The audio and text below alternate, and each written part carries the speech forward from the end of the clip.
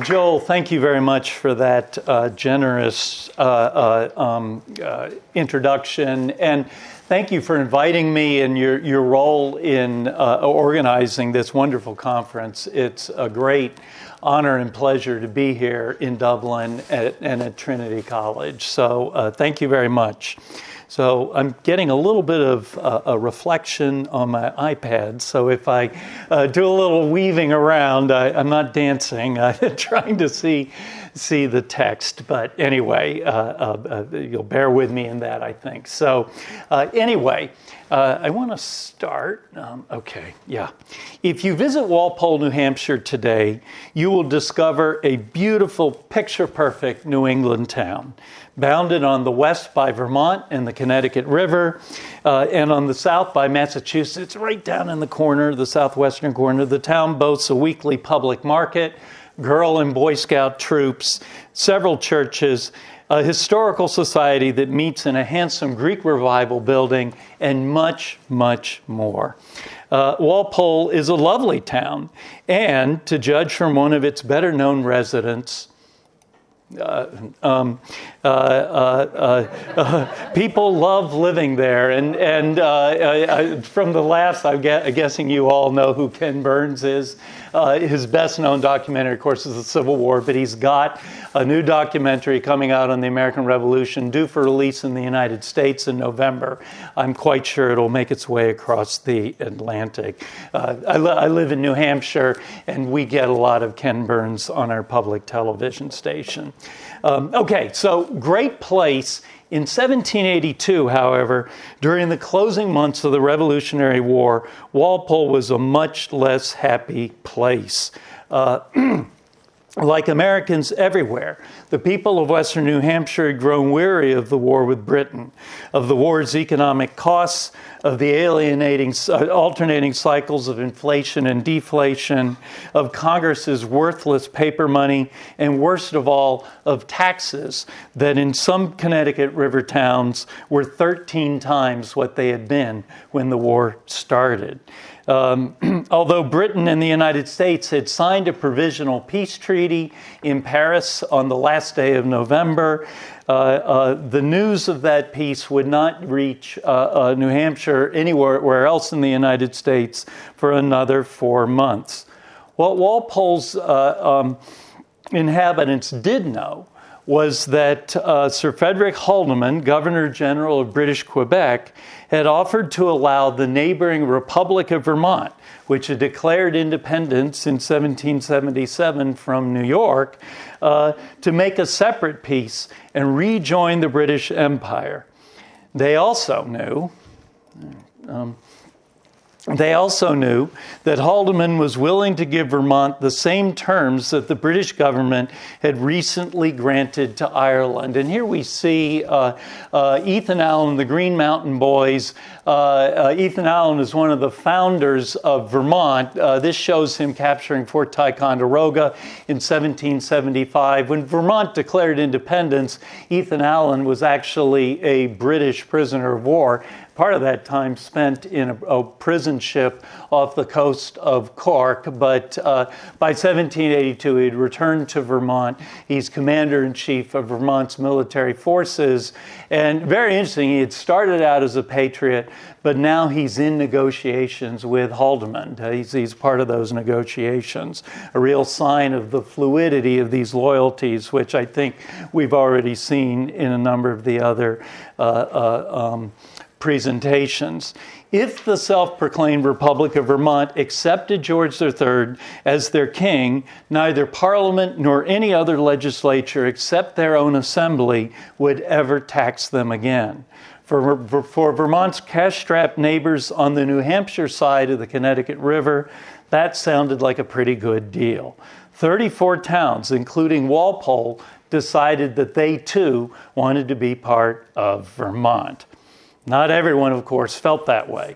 One of the most influential dissenters was General Benjamin Bellows, whose father, Colonel Benjamin Bellows, had founded Walpole during the 1750s and who was the town's largest landholder, as well as a Continental Army veteran, officer and veteran of the 1777 battles of Bennington and Saratoga. In early December of 1782, with the general's encouragement, magistrates commissioned by New Hampshire seized 150 head of cattle from Walpole's Vermont supporters for non-payment of taxes and put them up for sale. Unfortunately for Bellows, on the day of the auction, 500 angry residents refused to let the animals sell for more than $1.06 per pair. When the general tries to raise the bid to $1, the crowd marched to the town. When the general tried to raise the bid to $1, he was ordered out of the ring and warned not to bid again. After returning the livestock to their owners, the crowd marched to the town common. When patriots in revolutionary America wanted to send a message, they erected a liberty pole. This liberty pole, however, symbolized New Hampshire and the United States. The crowd cut the pole down, gave out 3 cheers, and drank punch to King George III and to Ireland. When word of the riot reached New Boston, 40 miles to the east, a like-minded crowd assembled and drank its own loyal toast before burning an effigy of Admiral de Grasse, commander of the French fleet at Yorktown. Had the question been put to a vote, Walpole would be in Vermont today, and obviously isn't. Like most civil disturbances, the unrest in Walpole had local roots. In the early 1780s, the Connecticut River Valley was a frontier place, that's spelled F-R-U-N-T-E-E-R, with a strong sense of grievance against the wealthy towns on the seacoast. And here we see one of the people they especially didn't like, General John Sullivan from Durham, where I live, and here's Portsmouth, New Hampshire. New Hampshire is a very divided place between the seacoast and the west. And there's particular resentment against the legislature, which was based on the seacoast, that New Hampshire citizens pay their debts and taxes in gold and silver, which was not plentiful in the West. But what made the Walpole tax riots so threatening was nearly 5 years of constitutional innovation within the British Empire, with far-reaching consequences not just for New Hampshire and Vermont, but for Britain, Ireland, the United States, and the rest of British North America. The trigger for this constitutional transformation was Parliament's offer to Congress in 1778 to give up the fiscal supremacy that it had claimed 13 years before in the American Stamp Act and move toward a Commonwealth model of imperial governance. As New Hampshireites knew better than most, Parliament's reversal was an effort to regain the initiative after the surrender of General Burgoyne to General Horatio Gates at Saratoga, New York in October 1777. And here we see John Trumbull's famous painting of that surrender. Burgoyne's defeat set the stage for the alliance that France concluded with the United States in February of the next year, followed by Spain's entry into the war in 1779 and the Dutch Republic in 1780. By the time Britain suffered its second great defeat at Yorktown on October 19, 1781, the War of the American Revolution had become a world war, with fighting in Europe, India, Africa, and the Caribbean. And here we see a map of that.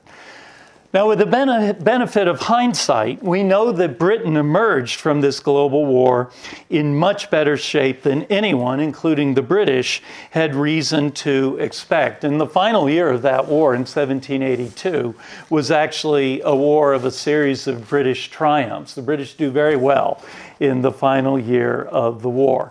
Until 1782, however, the British Empire looked as though it might be one of the American Revolution's chief casualties.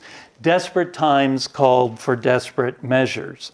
With its back to the wall, the government of Lord North responded in early 1778 by dispatching Frederick Howard, 5th Earl of Carlisle, to Philadelphia with Parliament's remarkable and surprisingly revolutionary offer.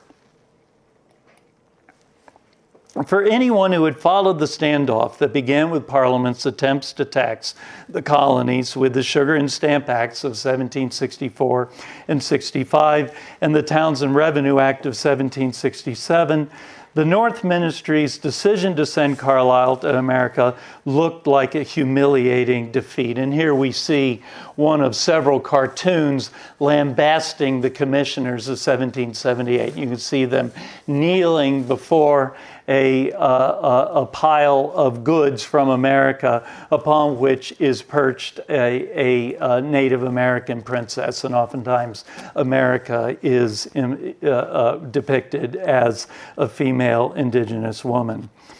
Having spent the previous decade insisting on its unlimited fiscal supremacy, Parliament reversed itself with three far-reaching measures, all enacted at the government's behest. The first repealed the tax on tea, the last of the 1767 Townshend duties still in effect, and renounced Parliament's right to levy colonial taxes for revenue. The second act repealed the Massachusetts Government Act of 1774, which had suspended the colony's colonial charter and vested the royal governor with broad, near-dictatorial powers. Finally, Carlisle and the other peace commissioners were authorized to negotiate a ceasefire, to suspend any other parliamentary statute enacted since 1763, and to hold talks with Congress, quote, as if it were a legal body. A dull, melancholy silence for some time succeeded to this speech, reported Edmund Burke's Annual Register of the effect in the House of Commons when Lord North announced the peace initiative. Even the government's supporters seemed stunned. In the words of one observer, to treat with those who denied and took up arms in opposition to the authority of Parliament had long been out of the question. Yet that was exactly what Britain was now prepared to do. One can certainly see why Lord North's proposal caused such consternation. By repealing the hated impost on tea and giving up the right to tax for revenue, Parliament abandoned what Lord George Germain and other hardliners in North's cabinet had insisted was the government's central war aim. And again, here we see another cartoon talking about the effects of, this proposal to negotiate. Of even greater moment, the royal instructions that Carlisle carried with him to America envisioned an imperial union where Parliament no longer had unlimited powers. That union was substantially different, not only from the union that Britain was fighting the current war to uphold, but from how British writers had understood the constitutional relationship between Britain and its colonies since the Glorious Revolution. Should giving up colonial taxation not produce the desired results, the peace commissioners were empowered to allow Americans to retain the federal system of government that Congress had worked out under the Articles of Confederation and to incorporate the articles themselves into Britain's own imperial constitution. I mean, when you think about the implications, they're really far-reaching. Although the Commission's goal was to restore the King's authority in America, Carlisle's terms overturned nearly a century of constitutional precedent and were, in their own way, quite revolutionary. Henceforth, the British government would meet the costs of colonial governance and defense not through parliamentary taxes, but with voluntary requisitions on each colony. And this had been the system in place before the Stamp and Sugar Acts, but it had hitherto been unwritten. It's not written down. Carlisle proposed to turn them into a written part of the imperial constitution. And the requisitions could take the form either of cash payments or of the raising of provincial soldiers. At the same time, Carlisle's proposed instructions mooted a number of more radical reforms. While the new system had to, quote, protect the sovereignty of the mother country and the sovereign rights of the crown, that was crucial. Possible concessions including allowing for the popular election of colonial governors, admitting colonial representatives into the British House of Commons, creating a public treasury as envisioned in the Articles of Confederation to service the colony's debt, and recognizing Congress as a North American parliament.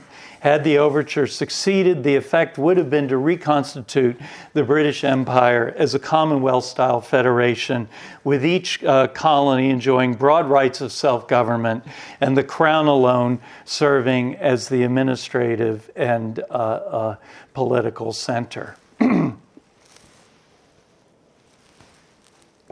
For Congress, on whose behalf Benjamin Franklin was at that moment in Paris finalizing the alliance with France, these concessions, radical though they were too little, and they came much too late. And here we see the statue of Franklin and Louis XVI negotiating the Treaty of Alliance, and here's the first page of it on the right.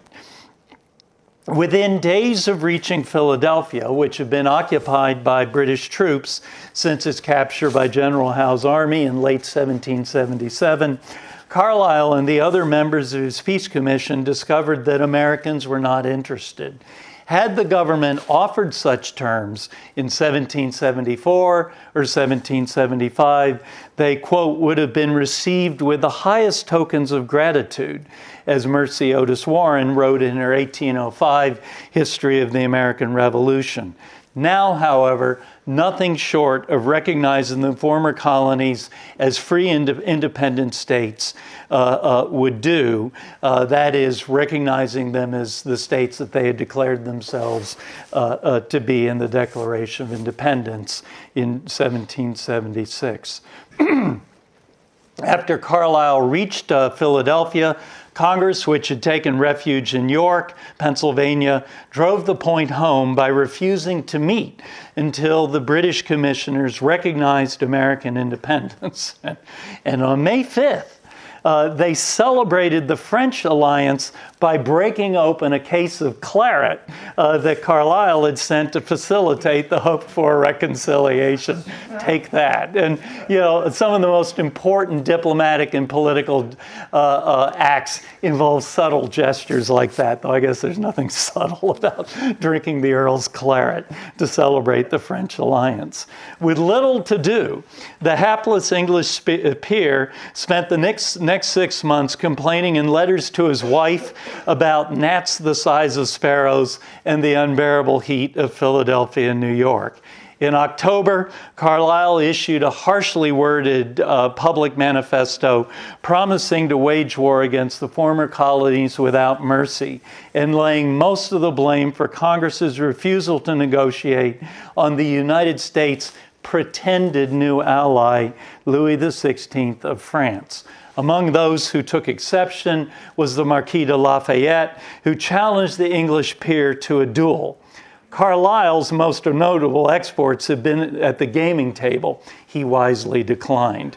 With nothing to show for his efforts, he left New York on a homeward bound ship in December, his mission an abject failure. It was, however, an important failure. Far more so, I would say, than British or American historians, or for that matter, historians of the wider British Empire, including Canada, Ireland, and the British Caribbean, often concede.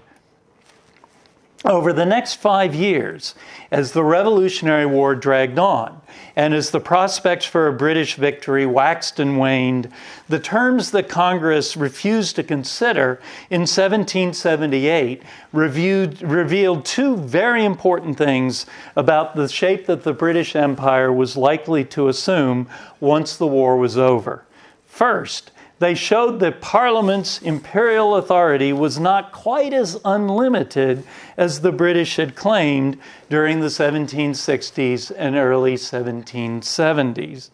No less significant, Carlisle's overture suggested that the British Constitution was sufficiently flexible to sustain a Commonwealth-style union with Britain's overseas colonies. Some of the first people to grasp these wider implications were the British government's supporters in America. And here we see two of the most important of those, Joseph Galloway of Pennsylvania on the left and Benedict Arnold on the right. Significantly, both of these men had started out as patriots. Galloway is very closely allied with Franklin in Pennsylvania. He had opposed the Stamp Act. He had been a Pennsylvania delegate to the Stamp Act Congress. Arnold had commanded the soldiers with General Montgomery, who invaded Canada in 1775, and he had been a hero at Saratoga. So they're both initially on the Patriot side. Let me turn my screen around so I can read it. For many loyalists, and this includes both Arnold and Galloway, Carlisle's terms seemed completely reasonable and appeared to answer the most urgent of the objections that had led Congress to take up arms in 1775. Benedict Arnold, for one, cited the Peace Commission in an open letter justifying his decision to switch sides in 1780.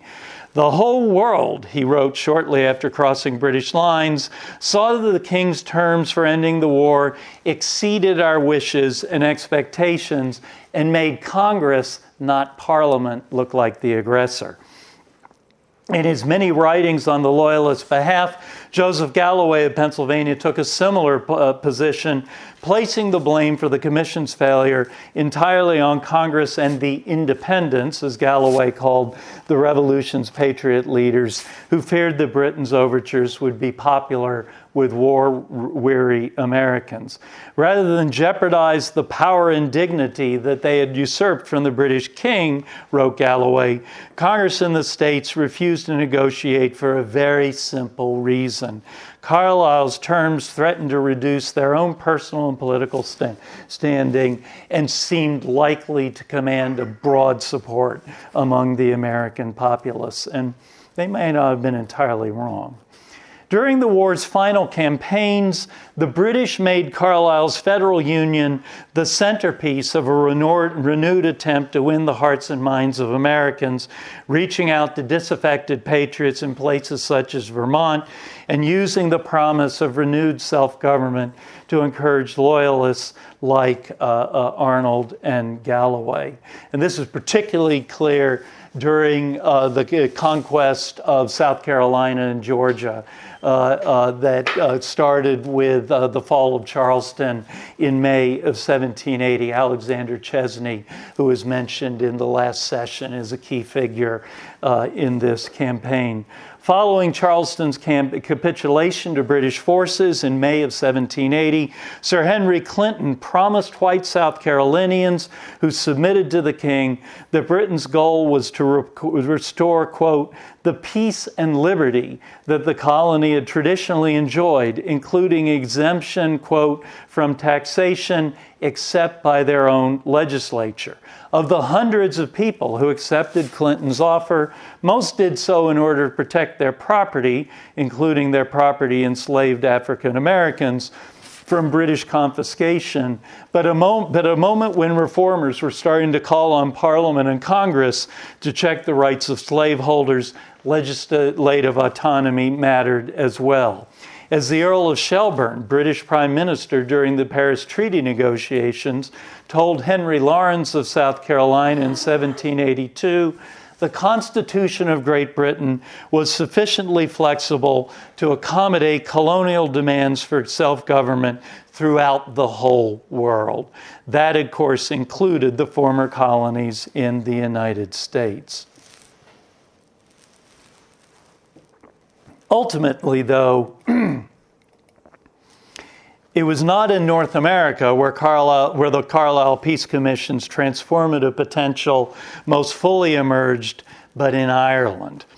Because the terms that Carlisle offered Congress tracked loyalist constitutional and political thought so closely, it was not surprising that Arnold and Galloway would have given them a warm reception. The support that the mission received in Ireland was a different matter. During the late 1770s, and we've already heard this, I'll mansplain them again just in case anyone wasn't here, the Revolutionary War imposed enormous economic costs on ordinary Irish men and women, plunging the kingdom into recession. Patriots, as the government's opponents in the Irish and Parliament and press called themselves, placed much of the blame on Britain's 1776 embargo on the Irish provisioning trade with America, invoking the example of their fellow patriots in America, opposition leaders like Henry Flood and Henry Grattan, in addition to vying with each other as chief patriot, initially focused on the embargo, but they eventually called for Britain to repeal all restrictions on Ireland's access to overseas markets in times of peace as well as war. In 1779, as the war spread to Europe and as France and Spain threatened Britain and Ireland with invasion, armed units of Irish volunteers mustered in response to the Franco-Spanish threat, only to begin making demands of their own. But by the spring of 1780, patriots across Ireland were insisting on the same terms that the North Ministry had given Americans. On April 19th, 5 years to the day after the Minutemen fired the shot heard round the world on Concord's North Bridge, Henry Grattan rose in the Irish House of Commons and moved that the King, Lords, and Commons of Ireland were, quote, the only powers competent to make laws to bind this kingdom. Britain had offered everything short of independence to America, including the entire cession of her parliamentary power. Why, Grattan asked, should Ireland be any different? Although it would take another 2 years, Britain eventually bowed to the Patriots' wishes after Lord North's fall from power. During the spring of 1782, Parliament repealed the Irish Declaratory Act, which affirmed Westminster's supremacy over Irish affairs, while the Rockingham and Shelburne ministries allowed the Dublin Parliament to gut Poyning's Law, the Tudor statute that subjected Irish laws to review by the English Privy Council. Speaking in the British Lower House, William Eden, who had been a member of Carlisle's Peace Commission in 1778, and who served as Carlisle's chief secretary during his term as Lord Lieutenant of Ireland. And here we see Francis Wheatley's painting of Lord Carlisle in Phoenix Park. Eden said the government had no choice. Parliament, he quipped, might as well strive to make the Thames flow up Highgate Hill as to attempt to legislate for Ireland. As anyone who's walked up Highgate Hill, as I have many times in London, knows that is indeed an impossibility. Henceforth, the Anglo-Irish Union would depend on common allegiance to the same king, not Parliament's imperial sovereignty. And here we see, in a striking act of originality, my version of Francis. I knew this wouldn't be the only presentation where it appeared. But again, it captures dramatically the extent to which this had become a popular military mobilization with broad resonances with what had happened in America 4 years before. Henceforth, I've already said that. Given the extent of the Irish Patriots' support, at their zenith, the volunteers may have had 40,000 men under arms, and their many connections with patriots in America. Historians have described the events of the early 1780s as an Irish Revolution whose effects were, quote, second in importance only, as Paul Langford has written, to the winning of American independence. Independence, however, was a difference that mattered, and I really want to emphasize that. Grattan, for one, went out of his way to emphasize that point.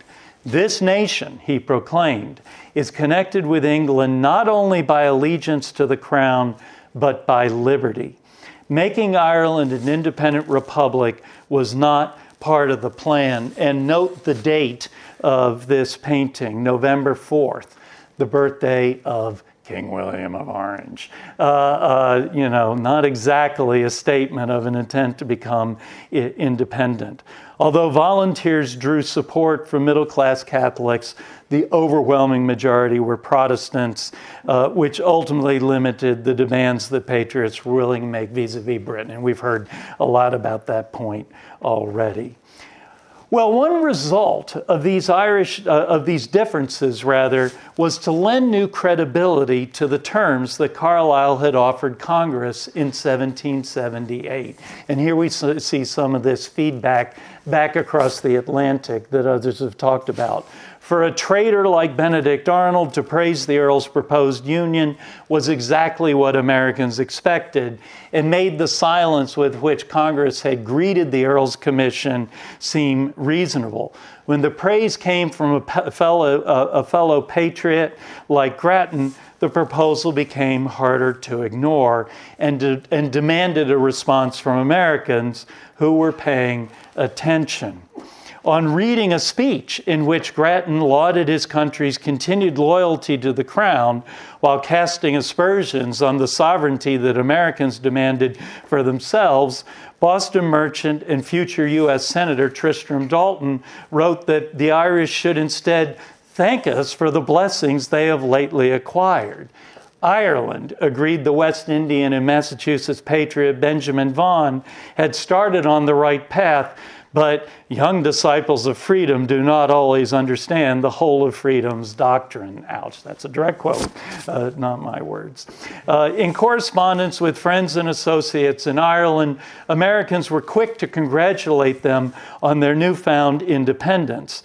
They were equally clear, however, that they would rather continue the war, as George Washington wrote in 1782 from the Continental Army encampment at Newburgh, New York, than accept, quote, the same kind of independency for themselves. And there's a huge amount of correspondence back and forth in 1782 about this. And the Irish debates are reprinted in the American press. People know what's happening over here, and they're actually worried because they fear this is going to breathe new life into Carlisle's terms. Well, when Washington wrote those words, there were quite a few politicians in Britain whose views were closer to Grattan's than they were to his. One of the most influential was the Anglo-Irish Earl of Shelburne. We've already heard about him, who as colonial secretary had helped broker the constitutional settlement with Ireland during the spring of 1782, and who oversaw peace negotiations with the Americans after becoming prime minister in July. For Shelburne, the legislative independence that Britain granted Ireland seemed like a perfectly acceptable form of independence for the United States. And one of his assistants in this, again, we've also heard Carleton mention, was the Anglo-Irish newly appointed Commander-in-Chief of the British Land Forces in New York, General Sir Guy Carleton. Shelburne instructed Carleton to, quote, take whatever steps he judged necessary to revive old affections or extinguish late jealousies. And to make sure that his instructions were followed, Shelburne dispatched his personal secretary, Maurice Morgan, as Carleton's assistant. And Carleton actually spends quite a lot of time after he arrives in New York trying to negotiate peace with Washington, leading Washington to complain that it was impossible to say whether the new commander's mission was to concede independence as Americans understood the term or legislative independence while the king retained, quote, the same kind of supremacy as in Ireland. And Shelburne also issues the same instructions to the British emissary in Paris, Richard Oswald, and making clear that his preference was for a federal union that would keep the 13 American states within the British Empire, though Shelburne conceded the Americans were unlikely to agree to such terms. And in fact, time was on the American side. Shelburne was worried that if he didn't have a peace agreement before Parliament reconvened in November, that there would be trouble. So if he bowed to, and the Americans refused to budge. There's a long story, I won't go into details, but in September, he instructed Oswald to do what the Earl of Carlisle had not, and negotiate with Franklin and John Jay in their capacity as ministers plenipotentiary of the free and independent United States of America. On November 30th, 1782, St. Andrew's Day, as the British Commission's Scottish Secretary Caleb Whitford noted in his diary, representatives of Britain and the United States signed the Provisional Peace Treaty, bringing the War of the American Revolution to a close. And sometimes this painting, which is done by Benjamin West, is taken as a sign of British of Oswald, rather, embarrassment at being part of this. In fact, Oswald's quite proud of his role. He refused to allow his portrait to be painted because he wasn't very good looking. And in fact, the sign of his successor, David Hartley, who also isn't, that good looking, but did agree to have his portrait painted, and by his right hand is the definitive peace treaty. So anyway, but here we have the only portrait of this. Well, because Britain eventually accepted American independence on Congress's terms, it is tempting to consign Lord Shelburne's ideas about a federal union to the same dustbin of historical might-have-beens as the Carlisle Peace Commission, or for that matter, the Irish Revolution of 1782 and its short-lived constitutional settlement. Doing so, however, risks missing three important points, each of which warrants more attention from historians of the American Revolution than they usually receive. And I'll mention these briefly in conclusion and then open the floor to questioning. The first point is the importance of resisting the tendency to think in comparative terms of the British Empire and the United States as each other's polar opposite. And here we see the great moment when the British finally leave New York City, November 25th, 1783, George Washington riding down Broadway at the head of the victorious American forces. Although the two empires were obviously different and distinct, they continued to be connected and entangled with each other in deep and profound ways, with vast gray areas where their political, commercial, legal, and ecclesiastical institutions and cultures resembled each other and overlapped. In 1778, those similarities were sufficiently strong for Carlisle's instructions to include the possibility of absorbing the U.S. Articles of Confederation into a remodeled British Imperial Constitution, and for the British commissioners to invite Americans to accept the obligations of royal subjecthood within what they suggestively called a united British Empire without giving up all the benefits of Republican citizenship. The comparative historian thinks of subject and citizen as each other's opposite. In fact, the two have quite a lot in common. Because of this fluidity and interconnection, the second point to bear in mind is that the union that Carlisle proposed in 1778 ended up exerting a much greater influence on the later constitutional development of the British Empire than Congress's refusal to negotiate would lead us to expect. As the creation of New Brunswick in 1774 and the Canada Act of 1791 both showed, Parliament's renunciation of the right to levy colonial taxes for revenue was destined to become a fixed part of the Imperial Constitution, or as fixed as anything that Parliament enacted could be, because Parliament could undo it as well. But it didn't. And that ensured that taxes on the British side of the border were in some cases 5 times lower than in the United States. As I tell my students at the University of New Hampshire, if all you cared about was taxes in 1783, you went to Canada. As the Walpole tax riot of December 1782 showed, the possibility of federating or refederating with the British Empire on the basis of common allegiance to the king turned out to be popular with disaffected Republicans on all of the margins of the new Union of States. During Vermont's 14-year on and off flirtation with British officials in Canada, a flirtation that had just begun when Carlisle showed up in 1778, the possibility refused to go away, raising false hopes in Montreal and Quebec while giving Congress nightmares. Although the Constitution of 1787 reduced Britain's attractiveness, the possibility of rejoining the British Empire did not completely disappear.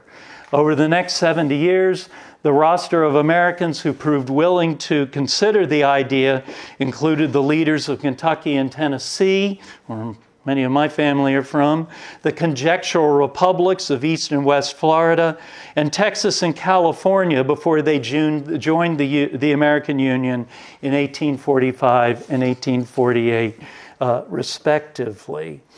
Significantly, groups who remained open to Britain's overture included the African-American Loyalists who founded Sierra Leone's Province of Freedom in 1787, and William Augustus Bowles, a white Loyalist adventurer from Frederick, Maryland, who attempted in 1799 to create a mixed-race Anglo-Creek republic on the Florida coast that he grandly called the state of Muskogee. All thought they saw legislative independence within the British Empire as a viable alternative to being absorbed by the United States. Were they right? Lord Carlisle certainly thought so. As long as the same king is acknowledged, he wrote during the summer of 1778, Americans would eventually come to see that they and the British were the same people. Wealthy provincials would resume sending their children to be educated in England or possibly at Trinity College, Dublin, and the affection that people throughout the empire had once felt for each other would return as the recollection of these misfortunes subsides. Yet the history of the two unions that most closely resemble the one that Carlisle hoped Congress would accept is not encouraging. In the case of Ireland, the constitutional settlement of 1782 collapsed less than 2 decades later, a victim of renewed confessional strife in the French Revolution. The American Confederation turned out to be even more short-lived. In 1787, one of the first acts of the Federal Convention that gathered at Independence Hall in Philadelphia was to scrap the Articles of Confederation, whose revision was the stated purpose for their meeting, and to write a completely new constitution. And I'll just note, I showed a painting from the Irish Revolution of 1798. This is probably by Frederick Kemmelmeyer, Washington reviewing the Western Army. In both cases, these unions collapsed and were replaced by unions with much greater coercive potential. And I think that's a big part of the story. Despite federalism's widespread appeal, the fact was, and if we are honest, is loose-knit multinational commonwealths and federations of the sort that Carlisle seemed to envision have a troubled history. Would the English peers' united British Empire have been any more successful than the confederation that he wanted to absorb?